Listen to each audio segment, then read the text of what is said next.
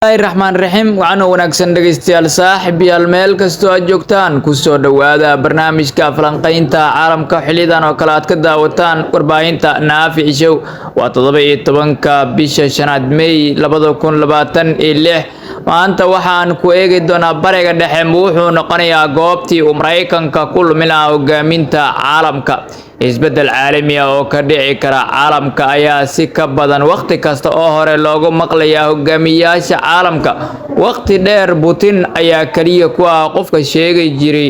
in Mareykanka uu lumiyay saameynta caalamka xilliga isbedelka dhici lahaa oo la soo gaaray balse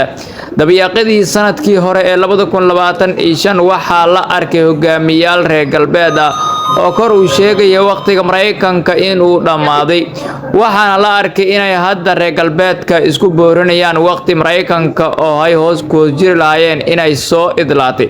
iyadoo xitaa ku sheegaya nidaamka caalamiga ah ee Mareykanka uu hogaaminayay inuu isku ragay mid xoog ah hanjabaad iyo ku tumasho sharci ku dhisan meesha ugu horeysa ee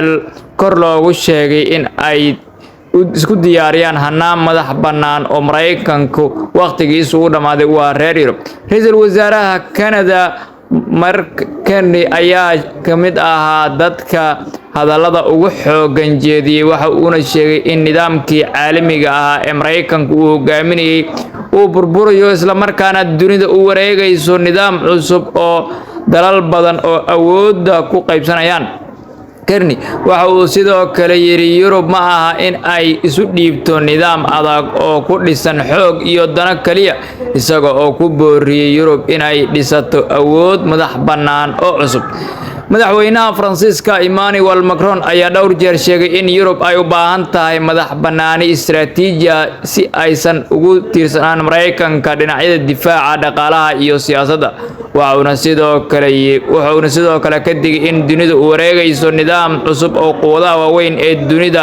ay ku qaybsanayaan hoggaanka fursad dahabi oo safarkaaga iyo mustaqbalkaada bedeli karta muddo kooban gudaheed waxaan si degdeg ah kugu diyaarinaynaa dhammaan noocyada fiisooyinka aad u baahan tahay waxaan ku qabanaynaa fiisaha booqashada fiisaha shaqada fiisaha waxbarashada dalalka aan ku fududeynayna waxaa kamid ah Talyaaniga Spain Canada Faransiiska Ireland Albania Romania Ruushka Netherlands Jarmalka iyo kuwa kale badan waxaan naga dhigo kuwa aad ku kalsoonaan karto adeeg degdeg ah la talin iyo xirfad kalsooni iyo hufnaan qiimo macquul ah ha seegin fursadan mustaqbalkaaga oo maanta bilow waxa ka caawinaysa Safe Travel and Cargo Agency ee nagala soo xiriir telefoon nambarka shaashada kaaga muuqda dhinaca kale hogaamiyaha Jarmalka Friedrich Merz ayaa isna sheegay in xitaa Mareykanka uu kaligiis dunida hogaamin karin sidii hore isla markaana Yurub ay ku qasban tahay inay isku tashato